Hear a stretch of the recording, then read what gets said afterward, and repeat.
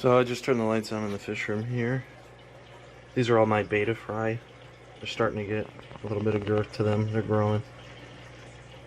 They're readily eating baby brine shrimp. You can see there's a ton of them. They're spread out everywhere. And then I got all the other lights on in the fish room. It's like 7 a.m. right now.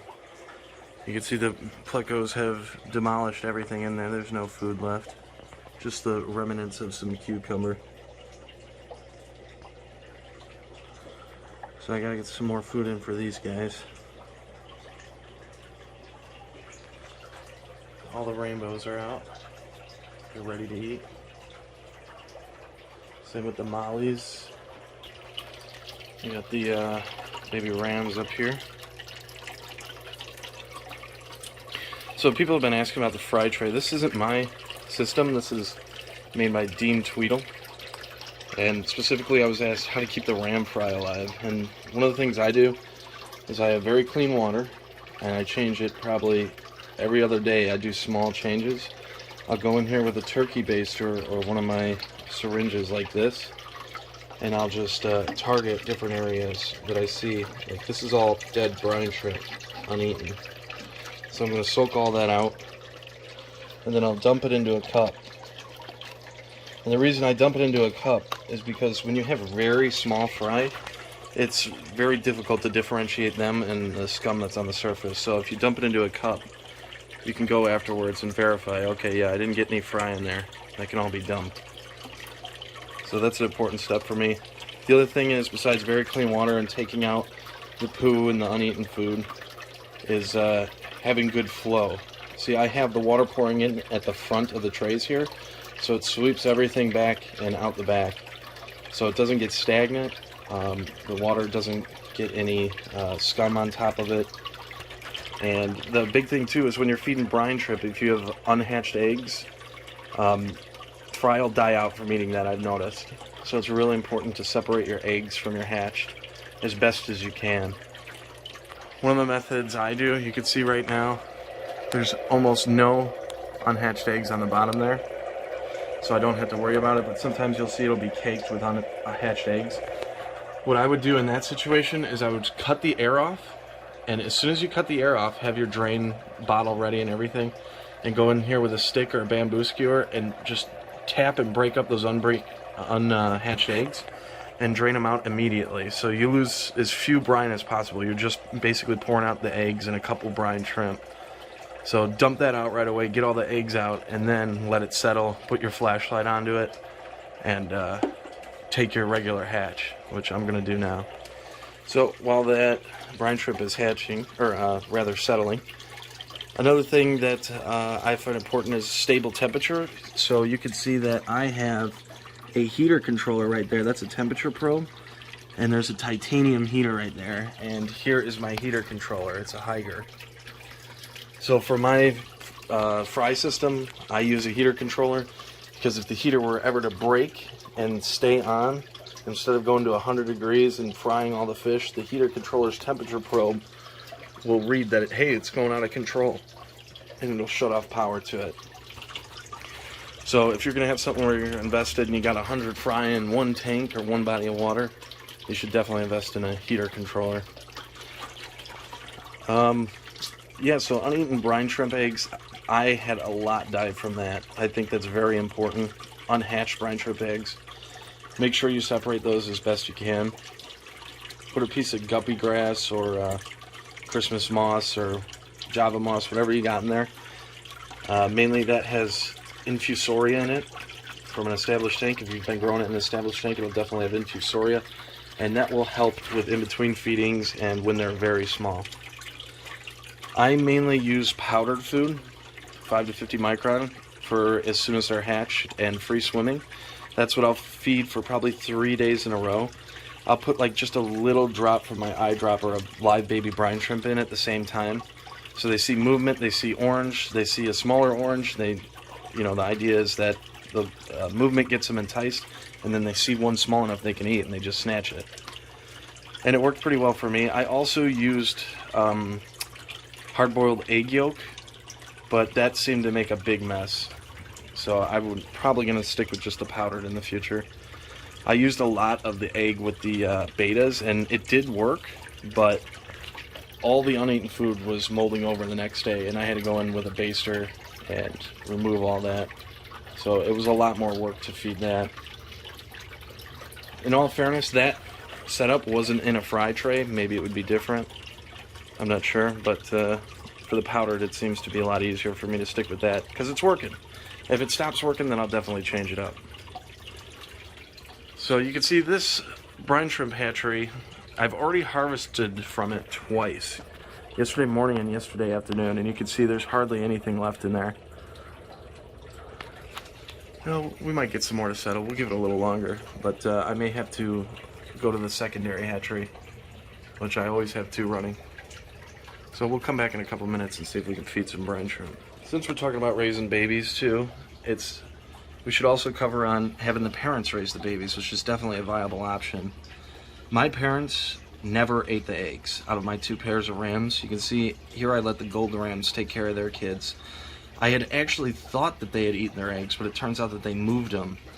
And I came back a day or two later and I saw all the babies swimming around. I said, well, you guys got one on me, so I'm going to let you keep them. And so far it's been going great. I come in through the top of the lid right here and I squirt in brine shrimp.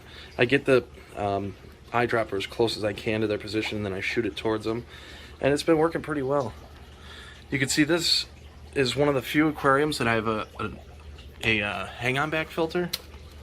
And I did put a big sponge on it. I don't know how well you can see it right there. But there's a really nice fine sponge on the end of the pickup tube, just so we didn't suck up any fry. Other than that, it is heated, 82 degrees, and I have a sponge filter. And you can see one or two of the plecos did hop over the wall, over the divider, and managed to get into that tank. Okay, so we've given it a little longer here for the brine shrimp to settle. You can still see there's plenty up here, but the concentration is definitely down here.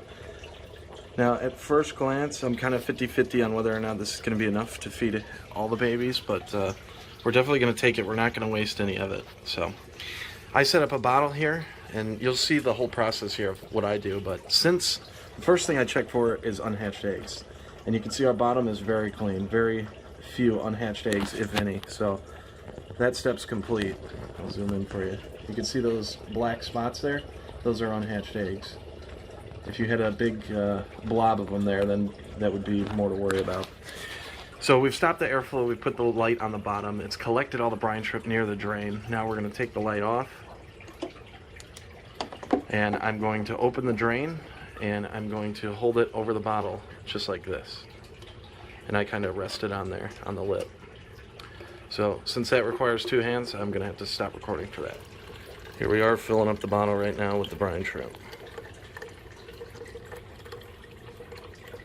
Okay, so we've collected the brine shrimp. The next thing I'm going to do is sieve it.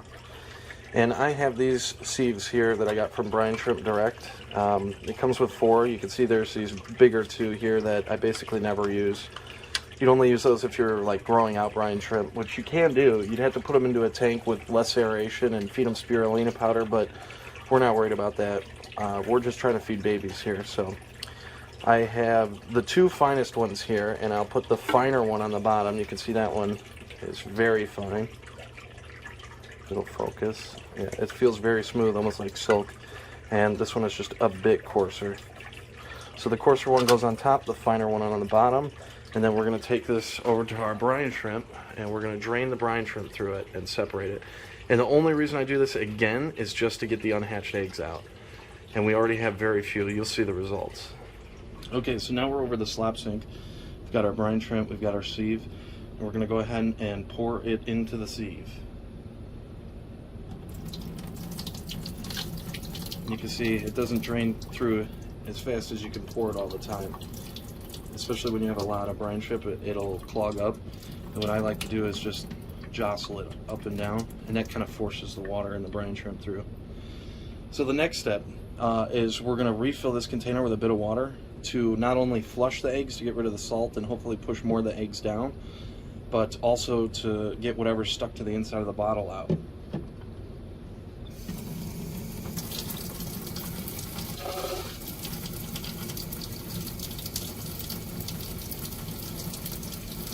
Okay, and then we're gonna take some water with us too.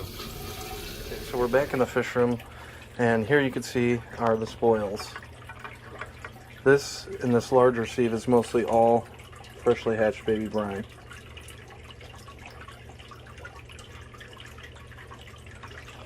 And down there, those little darker specks, those are eggs mixed in. So we've got pretty pure brine strip right here. So we're going to use this to feed the smallest of the babies. Now technically there's smaller brine strip in there, but it's mixed with eggs. This we know is almost pure brine shrimp, so it may not be the smallest, but we know we're not risking putting any of those unhatched eggs in, which for rams fried really makes a difference.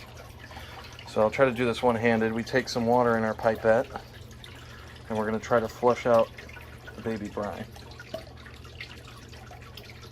And I do it into the specimen container. You can use whatever you want, a cup, whatever. So I've rinsed that brine out. Just going to set that up on the ledge there to kind of collect them together. And we're going to take the pipette and we're going to collect some of these and start feeding.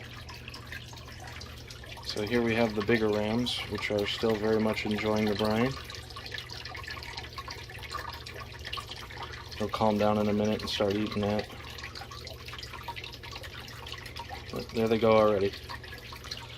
Alright, now let's feed the smaller ones over here.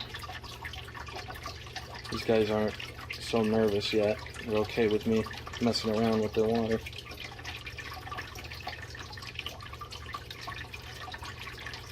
Alright, now let's go feed those gold rams. So we kind of got to locate them. See, it looks like they're up in the middle front here, which is good. So we'll go through with our pipette and we'll target them and release the baby brine.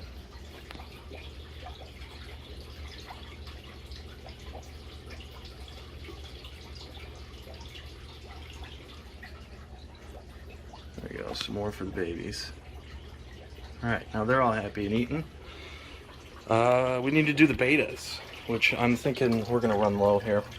I'm probably going to have to do the other hatchery. Hit these guys for now.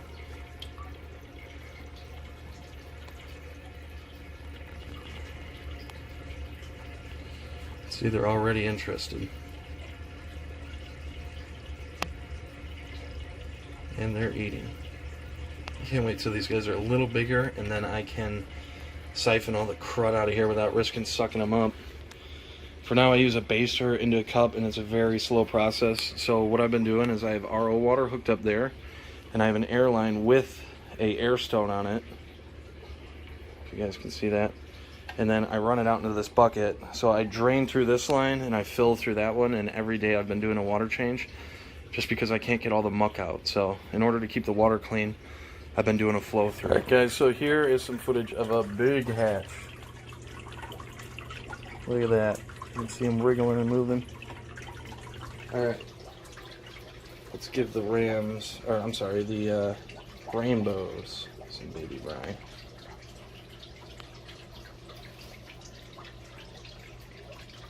And we've got a bunch of baby mollies next door. I'll give them a shot as well.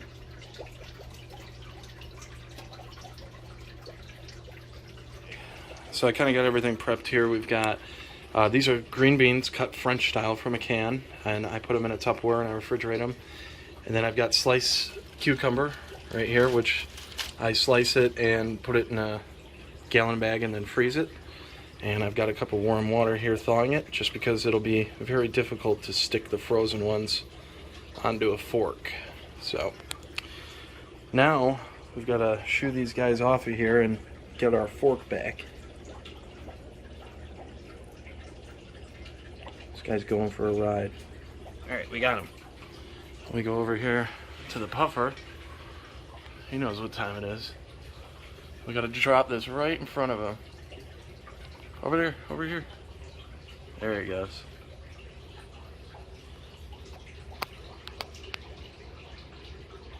Yum, yum, yum, yum.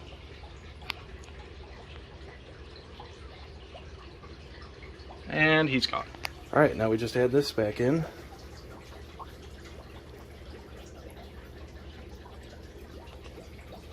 There we go. Resting on the battleship. And now I don't only feed just that, because I find a lot of the times plecos can be dummies, and they'll spend their entire life in that corner of the tank and never see any food and starve themselves to death. So I sprinkle a little bit of green bean all around the tank just to make sure any bozos that are too grumpy to move find some food.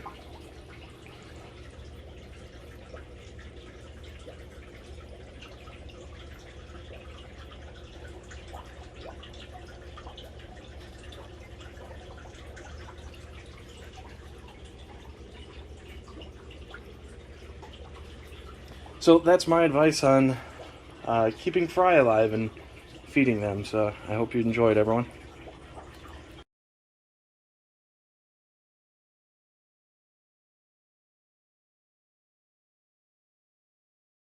Now you see, after I gave those couple squirts, we got a lot more babies out in front here. So there's probably some still waking up or hiding or whatnot.